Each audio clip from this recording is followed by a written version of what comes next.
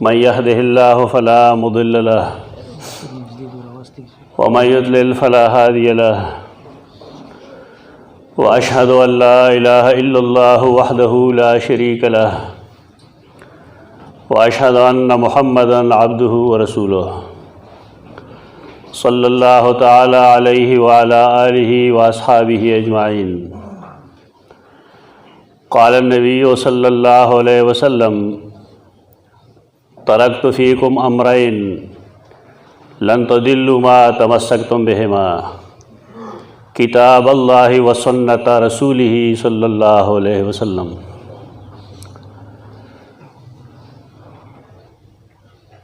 दा महफ़ल, दा नास्ता, दा मजलिस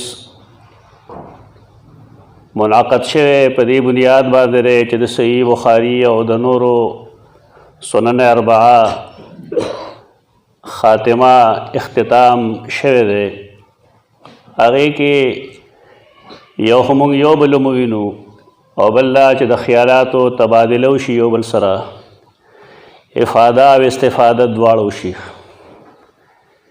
दा मजालिस पदी बुनियाद बांधे खई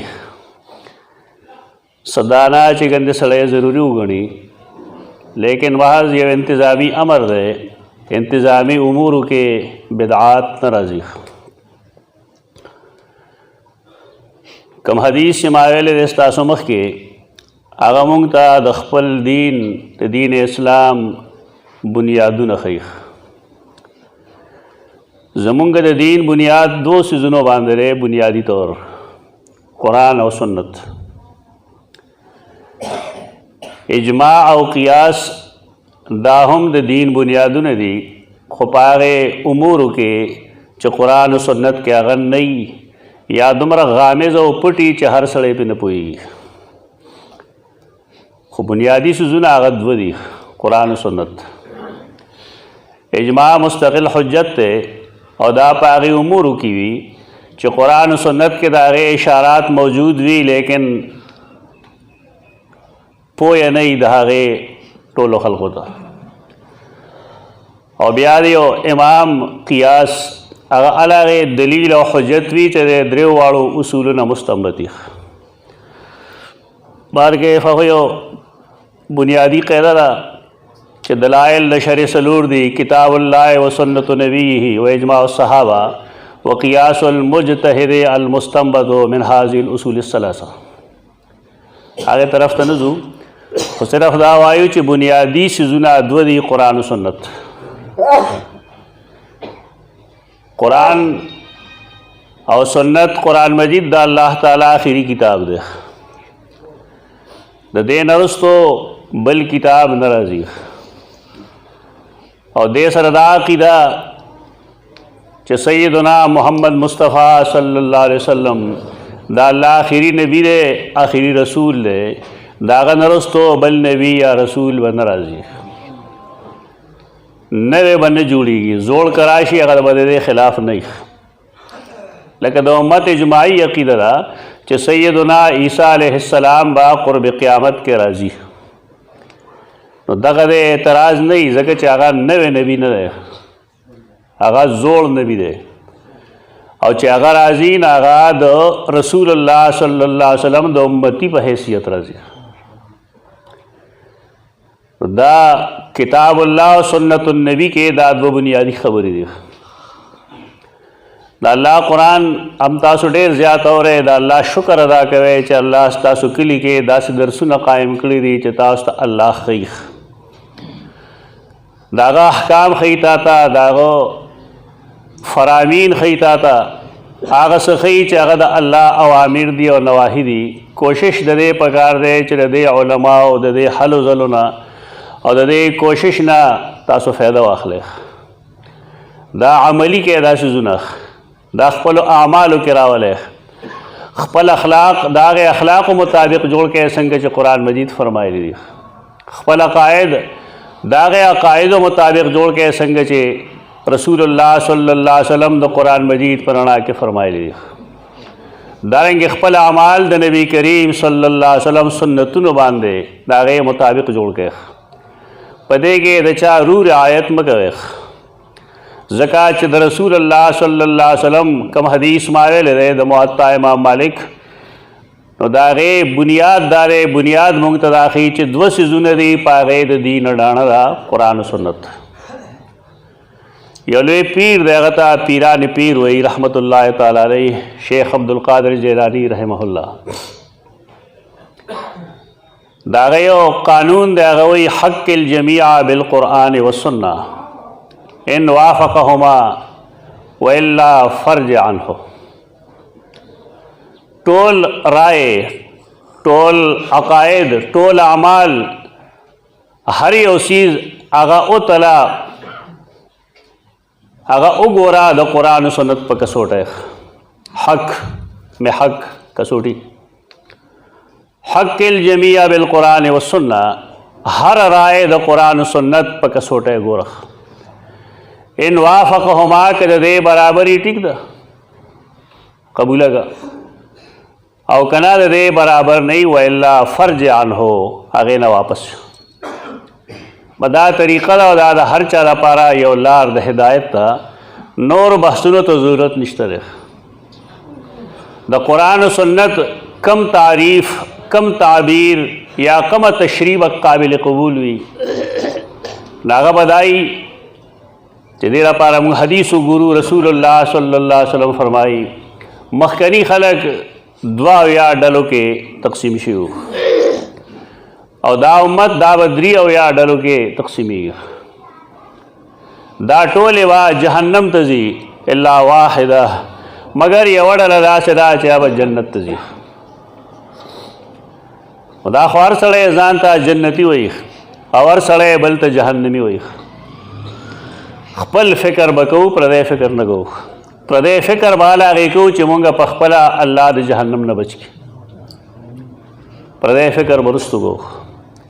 اول د خپل فکر وکړو چې زما اعمال، زما اخلاق، زما عادتونه او زما عقاید آیا ما جنت ته بوځي او که ما جهنم ته بوځي. د هغې د پېژنګلو څه طریقه ده؟ هغه مشران نه دي، هغه نه زیمه نه بل دی او نه بل دی، هغه تعبیر دی کوم چې صحابه کرامو کړی دی. دا لنډه خبره ده. رسول الله صلی الله علیه وسلم فرمایي ټولې ډلې به په جهنم کې الا واحده، مگر یو ډله. د هغې تپوس کې صحابه کرام کومه ډله ده؟ نو رسول الله صلی الله علیه وسلم فرمایل ما انا علیه واصحابي، هغه لار چې په هغې زه روان یم او هغه لار چې په هغې زما صحابه کرام روان دي. دې وجې نه اجماع د امت حجت دی. واقع ده د صحابه کرامو اجماع حجت دی. قرآن کې اشاره موجود تا یتبع غیر سبیل المؤمنین نوله ما تولی ونصله جهنم وساءت مصیرا. د دې اشاراتو په بنیاد باندې امام شافعي رحم الله استدلال کړو چې اجماع حجت دی. دین هغه تعبیر به قبلولی شي کوم صحابه کرامو کړو. د صحابه کرامو په زمانه کې چې کوم سیز به طور دین موجود دی، نن هغه دین وي. او که هغه زمانه کې یو سیز نشته نه ته دین نشي ویلی، هغه هسې خبرې دی کوي به خلک. په دې وخت ضایع کول نه دي پکار. حافظ ابن کثیر رحمت الله تعالی علیه خپل تفسیر کې لیکلی دي چې اهل السنت والجماعت زمونږ دا دینی نمونه خلک ځان پسې راخي. هر سړی وایي زه اهل سنت کې ما، دا بل اهل سنت کې نه دی، او دا د اهل سنت عقاید دي او دا عقاید نه دي. اول اهل سنت پیژندل پکار دي من هم، دا څوک دي؟ دا چېرته فیکټری کې نه جوړېږي، دا مدرسه کې نه جوړېږي، دا سکول کالج یونیورسٹی کې نه جوړېږي، بلکې دا هغه خلق دی. اما اهل سنت والجماعت پیران پیر رحمه الله ول پیژنګلو کوي چې اهل سنت والجماعت څوک دي؟ هغه وي اهل السنه الجماعه.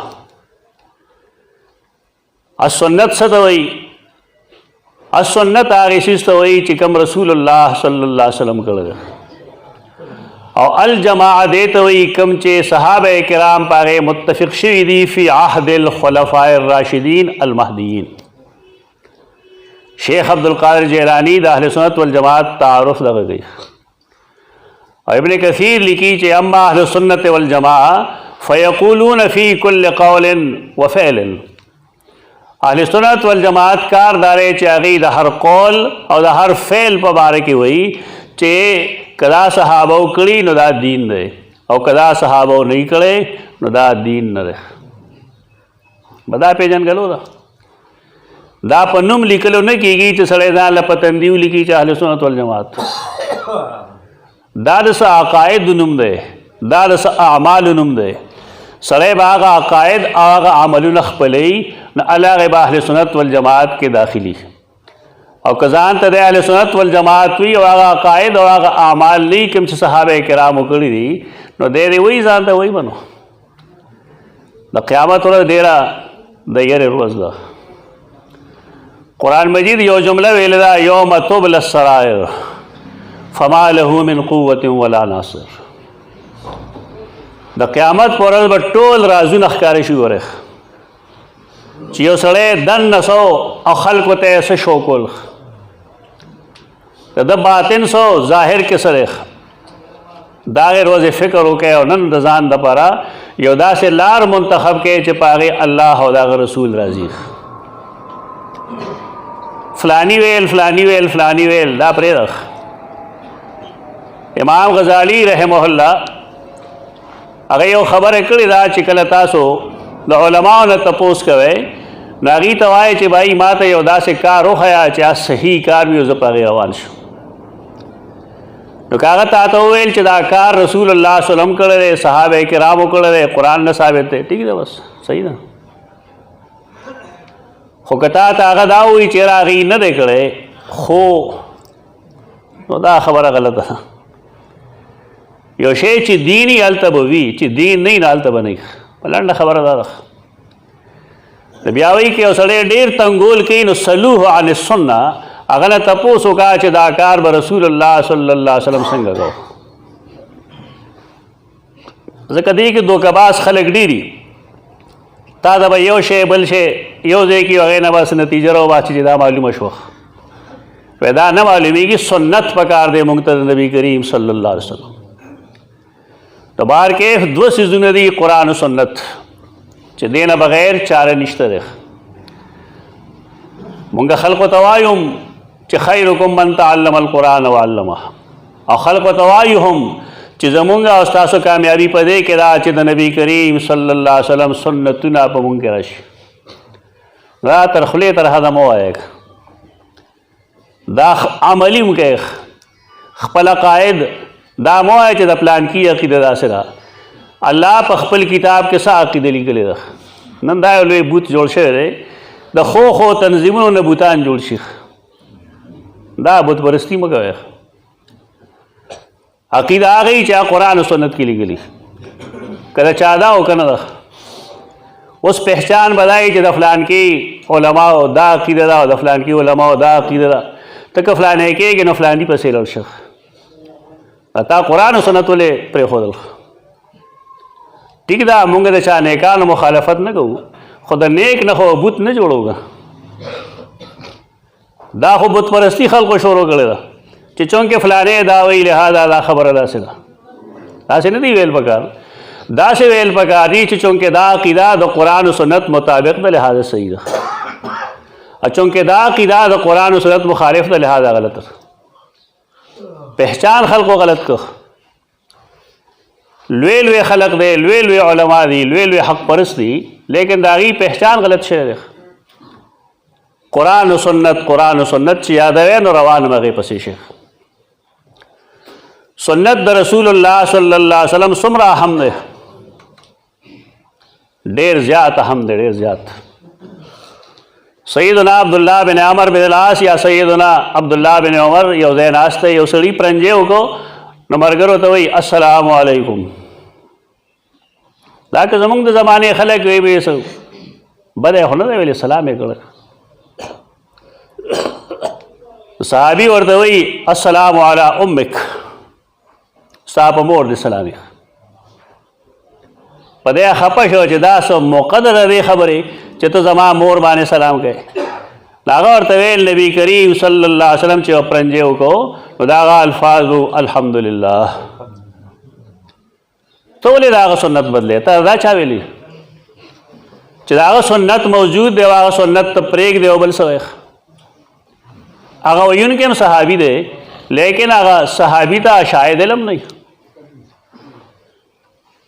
په دې وجه باندې د سیدنا عبدالله بن عمر رضی الله عنهما نه هغه سخته جمله واورېده، دین دا نه چې فلانه یې کوي، افلانه به دیندار هغه چې د نبی کریم صلی الله علیه وسلم اتباع کوي. کار الټه کړی دی خلکو، دا شی ځکه صحیح دی چې فلانه یې کوي، داسې مه وایه فلانه ځکه صحیح دی چې د نبی کریم صلی الله علیه وسلم اتباع کوي. بنیاد هغه دی، محک هغه دی، میزان هغه دی، زه ته بل بل بل دا میزان نه یو. هر سړي د ځان یو میزان جوړ کړی چې زه داسې وایم. رسول الله صلی الله علیه وسلم دا هغه سنت بنیادی چیز دی، قرآن مجید بنیادی چیز دی. قرآن و حدیث مطابق د سړی عقیده ساتي، هغه عقیده به صحیح عقیده وي، او که د هغې خلاف عقیده شي نو هغه عقیده به صحیح نه وي او به نادرست وي او په هغې سړی تباهۍ ته ځي. مونږ چې کله مړه شو نو دا هر سړي نه لومبنی تپوس څه شی دی؟ د الله د ربوبیت. بیا دویم تپوس څه شی دی؟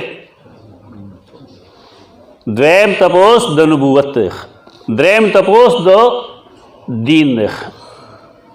من ربک ما دینک من نبیک. درې تپوس.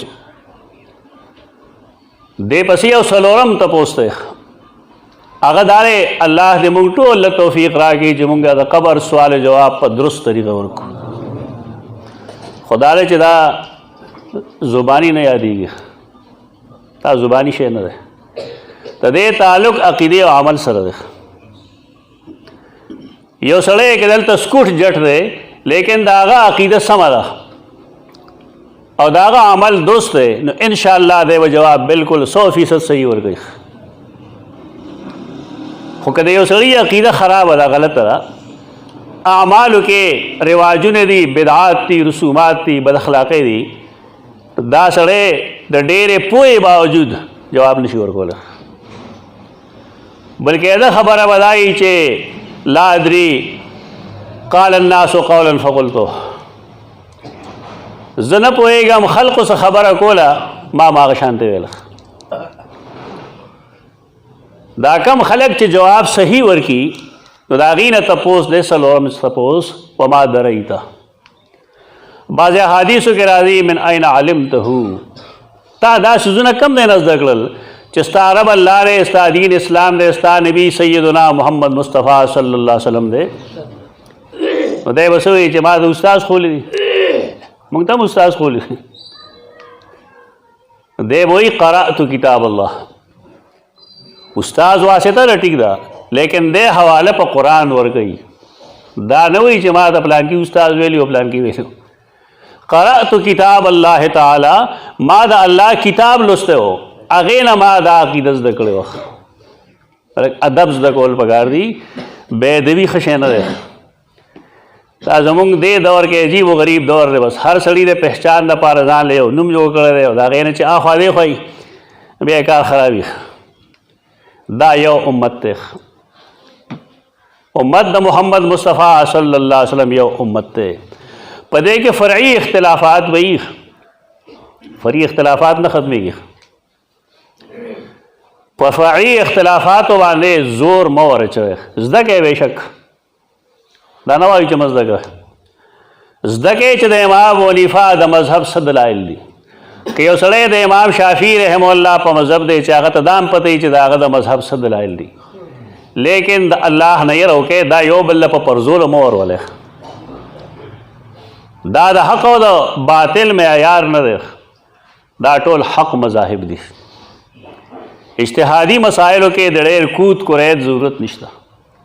دې ته کتل پکار دي چې رایې داسې نه وي چې هغه د نفس او د هوا یا د خواهش په اتباع کې وشي، د امام په اتباع کې نه وي یا د یو حدیث په اتباع کې وي.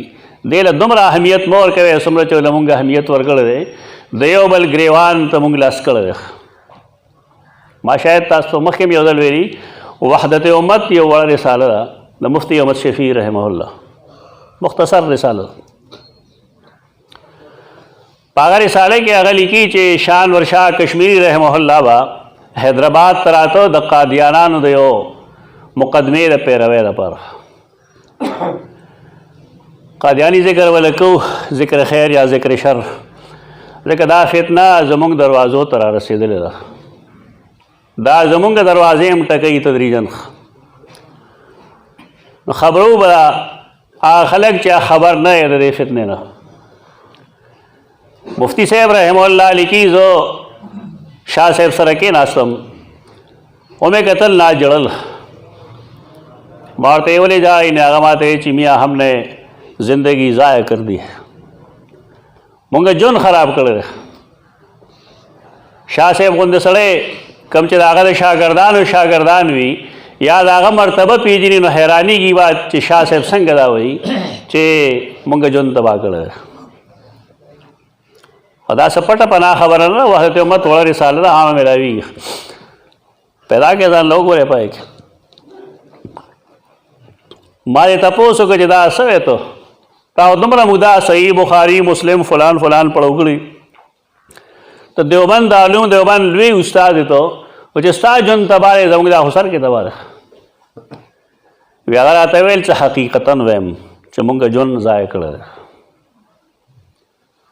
माँ चौका दर संजीदन आस्तो चे जुन जाय शेरे मुंग जुन पस जाय कर रे जुन मुंग पदे जाय कर रे चिद इमाम अबू हनीफा रहमतुल्लाह ताला अलैह मजहब ला कम कम हदीस दलील ले मुंग जुन बुखारी के शौक पढ़ावई मुस्लिम पढ़ावई तिरमिज़ी पढ़ावई हर किताब से पढ़ावई पदा के नुक्ते नज़र पढ़ावई लागवई चदा हदीस दे रहा पा हदीस खुद कम ज़माने के नबी करीम सल्लल्लाहु अलैहि वसल्लम वो पागे ज़माने के खुदा मज़ाहिब वाले नो हदीस दे रहा पा नहीं रागले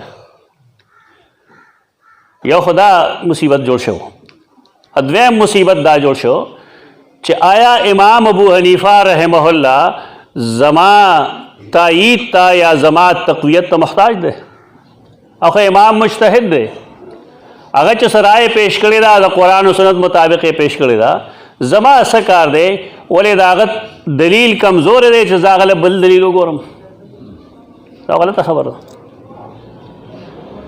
ब्या द्रेम खबर दारा चज़द इमाम शाफ़ी रहमहुल्लाह द खबर ने जवाब कोम न जमा से हैसियत बोले इमाम शाफ़ी इमाम मुज्तहिद न दे मुंग हवाई दा जमा इमाम दे दा जमा इमाम न दे इमाम शाफ़ी जमुंग इमाम न दे मुसलमान न देगा ना भाई मुसलमान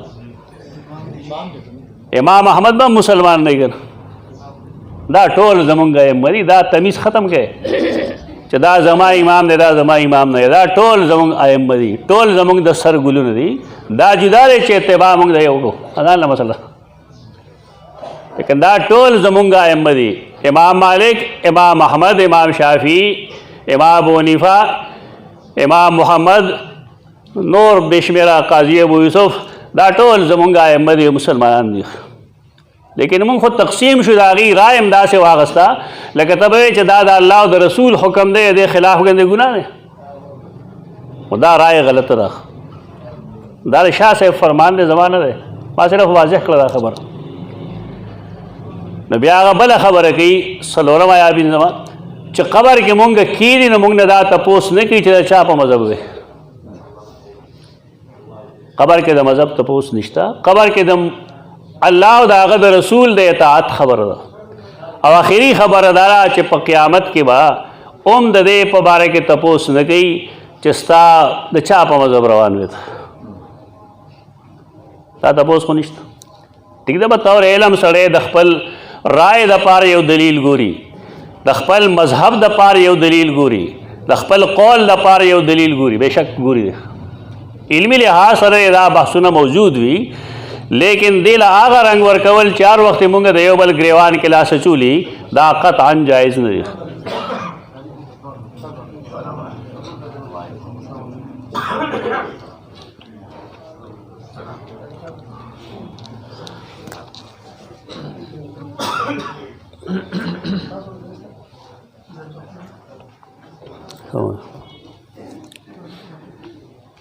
دا آخری خبره شانور شاه کشمیر رحم الله دا فرمایلا چې د قیامت پر ورځ الله ابو حنیفہ کو رسوا کرے گا نہ امام شافعی کو. په دې مذهبونو کې کوم مذهب صحیح دی؟ د قیامت پر ورځ به الله نه امام ابو حنیفہ رسوا کوي او نه به امام شافعی رسوا کوي. دا څلور واړه مذهبونه صحیح دي. دا د شاه صاحب خبره ده. زما ګناه صرف دا چې ما ستاسو مخکې کېښودله دا خبره، تاسو بې خبره وئ. وحدت امت کې دا لیکله. دا فرعي اختلافات، اجتهادي اختلافات لله، دا د عوامو منځ ته مه راوړئ. دا غلط څیز دی. دا یې تو طلباو په منځ کې وي، هغه طلبا چې هغه د دین طالب علمان دي، هغوی دې بېشک په دې مباحثو باندې پوه کړی شي، لیکن هغوی ته دې وښودلی شي چې دا د حق او د باطل اختلاف نه دی، دا د کفر او د اسلام اختلاف نه دی، دا د بهتر او د نه بهتر خبره ده، د ارجح او د راجح خبره ده، د اولا او د غیر اولا خبره ده. علمي لحاظ سره دې وي، لیکن دا موږ چې دې له کومه هوا ورکړې ده چې هر امي په دې خبره به لګیږي، ته حدیث پیش کوې به څه وایي دا زموږ مذهب نه دی. زما په خیال دا ډېره غلطه خبره ده. قیامت پر ورځ به سړی څه وایي رسول الله صلی الله علیه وسلم ته چې ما ستا حدیث ولې نه منم؟ څه به وایي یو سړی د رسول الله صلی الله علیه وسلم په مخ کې چې ما د حدیث باندې عمل ولې نه کوه؟ حدیث صحیح و، منسوخ نه و، ضعیف نه و، موضوع نه و، څه عذر وایي؟ بارکه اصل حاکم د نبی کریم صلی الله علیه وسلم سنت دی، اصل حاکم د رسول الله صلی الله علیه وسلم احادیث دی. اوس حدیث او سنت دا یو چیز دی که دا جدا جدا څیزونه دي؟ د اهل سنت والجماعت دا عقیده ده چې دا یو چیز دی، د یو تعلق قول سره دی او د بل تعلق فعل سره ده. یعنی د رسول الله صلی الله علیه وسلم چې په خپله خوله مبارک څه فرمایلی دي نو یې ته موږ حدیث وایو، او رسول الله صلی الله علیه وسلم چې په خپل عمل کې څه کړي دي نو هغې ته موږ سنت وایو. د اسلافو د زمانې نه تر دې دور پورې دا خبره همدغه شانتې ده. لیکن څه خلک داسې نوې نوې پیدا کېږي چې هغوی وایي چې سنت جدا چیز دی او حدیث جدا چیز دی. هغوی حدیث وباسي د استدلال نه او دلیل دا پیش کی چې سنت د مخکې نه را روانو او حدیث چې کوم دی دا ډېره موده وروسته لیکلي شوي دي. دا ډېر خلک لګیا دی. او ما ځان سره یو کتاب راوړی دی دې لپاره چې تاسو ته پته ولګېږي چې دا رایه ټول نه مخکې چا پیش کړې ده. او بر صغیر پاک و هند کې هسې خو ډېر ناکاره خلک پیدا شوی دی، خو په دې کې یو سړی هغه ډېر نهایت ناکاره دی، هغه ته وایي مرزا غلام احمد قادیانی. مرزا غلام احمد قادیانی دا زما لاس کې د هغه کتاب دی، دې ته روحاني خزائن وایي. دا نیټ باندې دا کتابونه پراته دي، دا د هغې 19 جلد، دا 21 جلد کتاب دی تقریبا.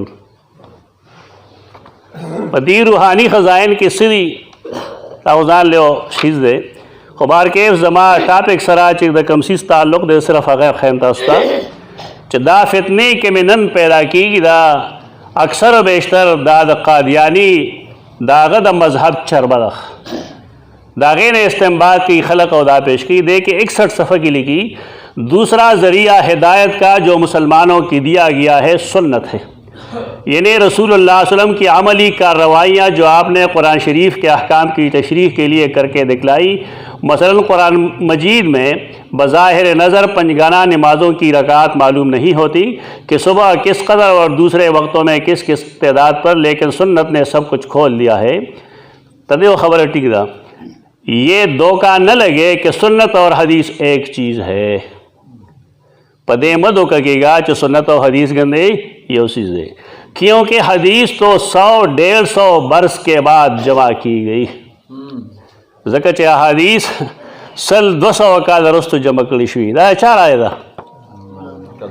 دا د پرویز هم رایه ده، دا د غلام احمد پرویز هم رایه ده، دا د تمنا مادي هم رایه ده، دا د نیاز فتح پوری هم رایه ده، دا د حبیب الرحمن کاندهلوي هم رایه ده.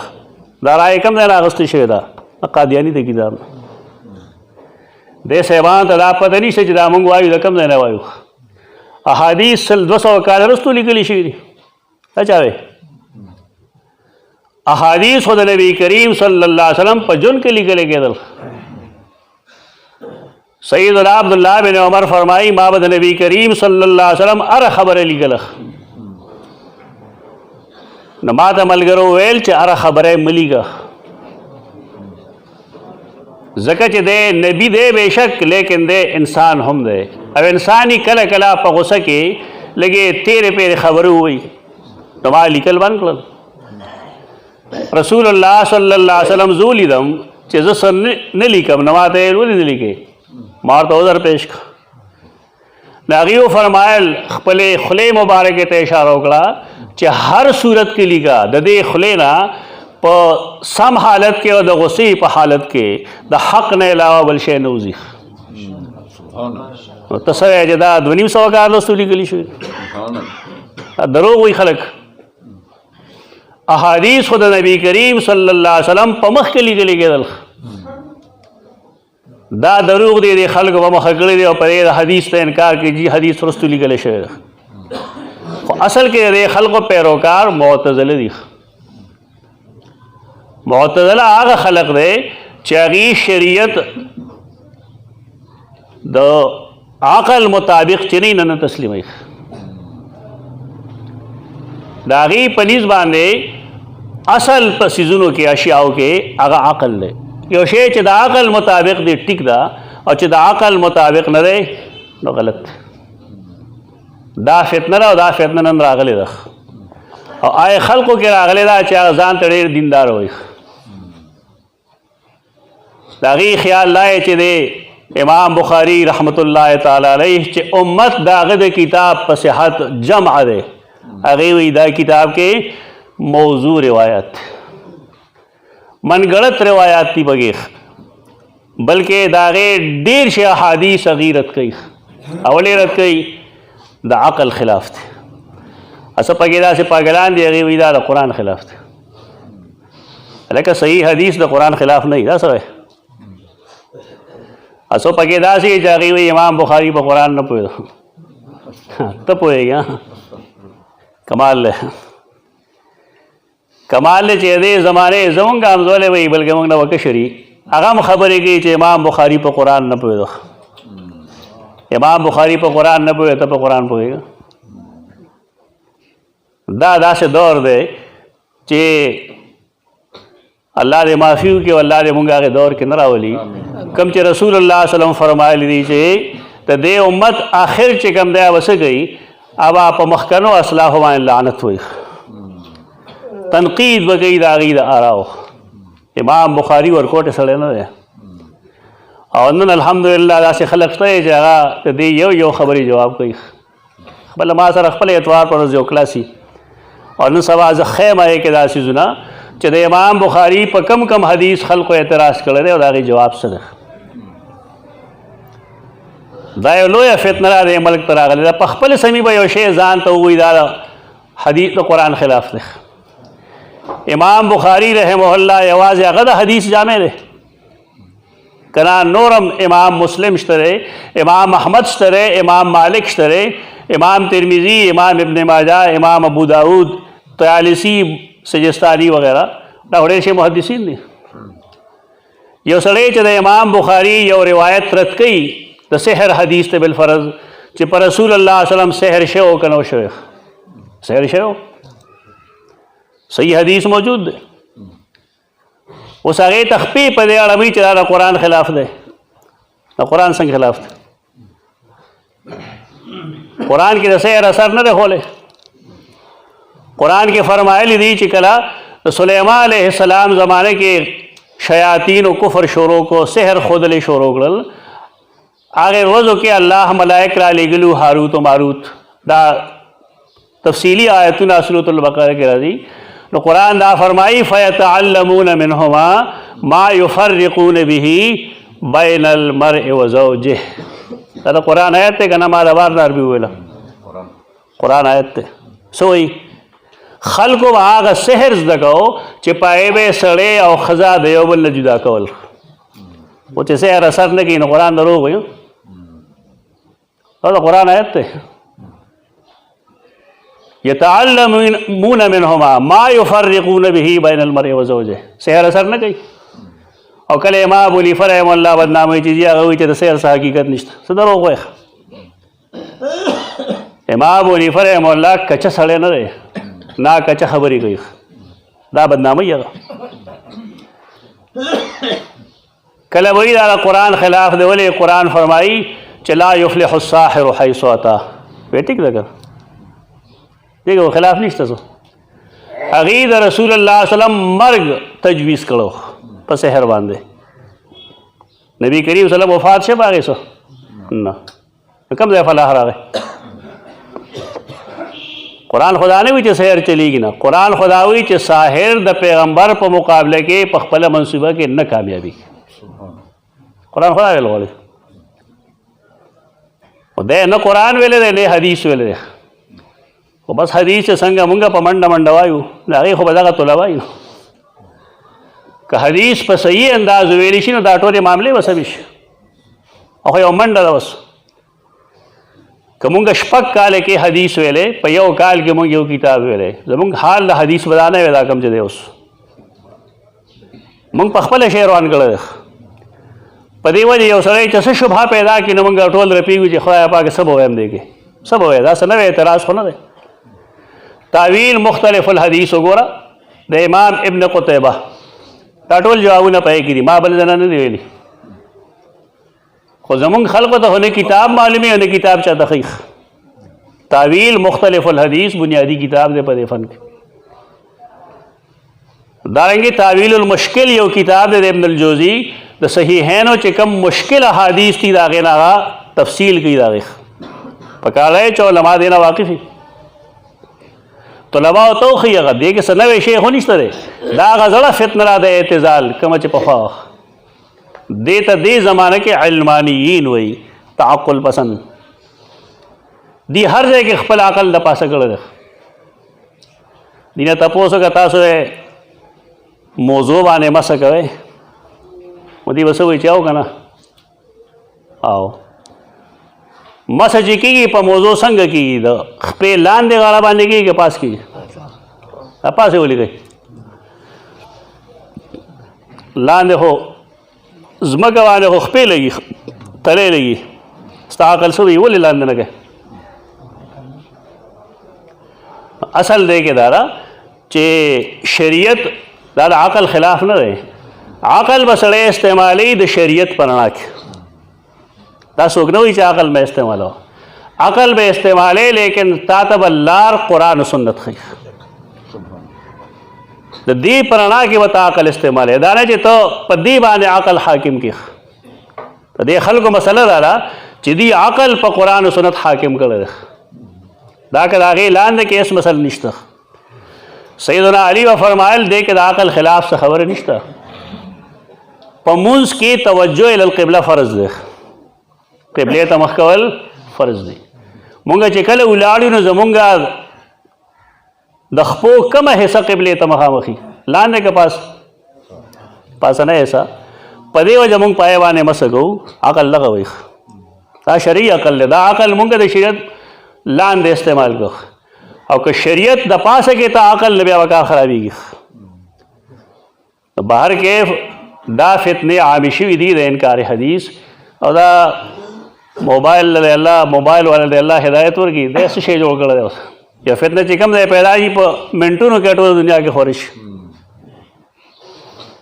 او د هغې طرف چې کوم جوابونه راځي نو هغه هم علمي جواب نه وي. بس ورته څه وي ته کافر یې ته منکر حدیث یې. دا خو د خبرې حل نه دی. د خبرې حل دا دی چې انسان هغه جواب وکړي او علمي جواب وکړي. څه وایي مختصر کوم څومره برک دی و پکې. بار کې ما تذکره کوله د مرزا غلام احمد قادیانی. دا یو ډېر لویه فتنه ده. خو لله زه یو منت پته وریم چې دې نه سیاسي مسله مه جوړوئ. نن هر جماعت ځان له په دې نوم باندې جمع کوي او عجیبه عجیبه حرکتونه کوي. دا د ایمان مسله ده او د امت اجماعي مسله ده. دا د امت اجماعي مسله ده چې د رسول الله صلی الله علیه وسلم نه وروستو بل څوک نوی نبي راتلونکی نشته. 1974 کې دا تحریک چلېدلی دی آخري ځل او هغه زما طالب علم آخري کال د دې مرکز دارالعلوم تعلیم القرآن راولپنډي و. دا چې کوم تحریک چلېدو نو زمونږ مدرسه د دې مرکز و پای کال زه هم هلته کې ما ته کسان ټول معلوم دي چې څوک به راتلل تقریرونه به یې کول چا په دې کې برخه اخیستې ده. په دې کې خو شیعهګان هم موجود وو، په دې کې شمسیان هم موجود وو، په دې کې بریلیان هم موجود وو، په دې کې اشاعتیان هم موجود وو، په دې کې جمعیت علما هم موجود وو، جماعت اسلامي هم موجود وو. بلکې ډېرې خبرې داسې چې هغه موږ د خلکو مخکې وکړو نو بدګمانۍ کوي خلک. مولانا محمد یوسف بن نوری رحمه الله د دې تحریک مشر و سربراہ. شورش کشمیری تقریرونه ماته یاد دي چې په کوم انداز کې په دې موضوع تقریرونه کول. شیخ القرآن غلام الله خان به هغه خپل ممبر په خپله دی خواږه ورته به یې پاسه د ختم نبوت تقریر وکړ. مولانا مفتی محمود رحمت الله تعالی علیه هغه چې قومي اسمبلی کې یا سینټ کې کوم جنگ لړاو کړی دی د هغې مثال نشي پیش کړی. مولانا سید ابوالعلا مودودي چې کوم کتاب لیکلو قادیانیت باندې او د هغې په بنیاد هغه ته د 500 کوم آرډرز میلو شو او هغه ته دا هم اجازت میلو شو چې ته رجوع کولی شي واپسي کولی شي. هغه مسکې شو وی موت او حیات چې کوم دی دا الله په اختیار کړی. دا ما مختلف نمونه په دې ذکر کړل چې تاسو ته پته ولګېږي چې دا د یو جماعت مسله نه ده. د دې خبرې نه ویریږئ. دا اجماعي مسله ده. دا د پاکستانیانو مسلمانانو اجماعي مسله ده، اجتماعي مسله ده. په دې خپلو حدودو کې په خپلو صفونو کې دراړونه مه پیدا کوئ. دا بالکل اجتماعي مسله ده. په کار دا دی چې مونږه دا مسله اوس هم هغه شانتې چې توګه څنګه چې مخکې وه خو دا خلک ډېر رواني کوي، نهایت رواني کوي. د دې په فیسبوک باندې یا یوټیوب کې یا بلکې ستاسو په خپل موبایل کې هم د دې یو ایپ دی چې ته ور واچوې که نه نو تا ته به ستا په موبایل کې بس هغه قرآن موجود دی چې هغه قادیانانو ترجمه کړي. د دې فتنې نه بیداري په دې وجه ضروري ده او دا اوپره خبرو باندې نه کېږي.